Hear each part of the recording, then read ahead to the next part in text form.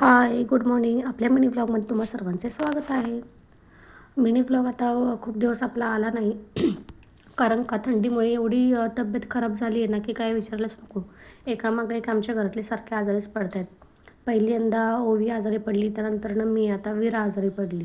त्यामुळे मला व्लॉग बनवण्यासाठी टाईमच नाही भेटला. व्लॉग बनवायचा म्हटलं तर त्याला एडिटिंगला वगैरे टाईम जातो. आणि तुम्हाला तर माहिती आहे, पोरी आजारी पडल्यावरती पोरांनासारखी मम्मी जवळ लागते. त्यामुळे मला काही व्लॉग बनवायला जमले नाही. मग आता भेटला होता टाईम म्हणून मग व्लॉग बनवला.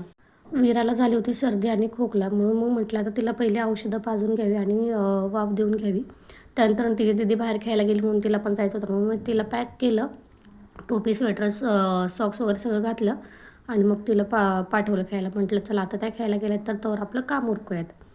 आता ओवीच्या तर शाळा सुट्ट्या आहेत क्रिसमसच्या. मग म्हटलं आता जेवायला काय करावं, म्हणून मग आम्ही दोघीच होते म्हणून मग फक्त मसाले भात केला.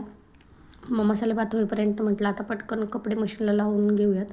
कपडे झाल्यानंतर ना मग वाळत घातली आणि मग मला आज फर्निचर, फरशा वगैरे सगळं पुसायचं होतं.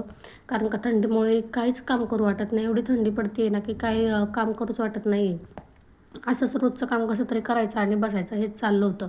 मी मॉपनी फरशी पुसत नाही, कारण का मॉपनी फरशी पुसले की काने-कोपरे फर्निचर वगैरे पुसता येत नाही. म्हणून मी हातानेच फरशी पुसते, म्हणजे हातासरशी सगळं आपल्याला साफसफाई करता येते आणि खिडक्यांचे कट्टे वगैरे काने-कोपऱ्यातले सगळे साफ करता येते. म्हणून मी हातानेच फरशी पुसते. चला तर भेटूया नेक्स्ट व्लॉगमध्ये. बाय.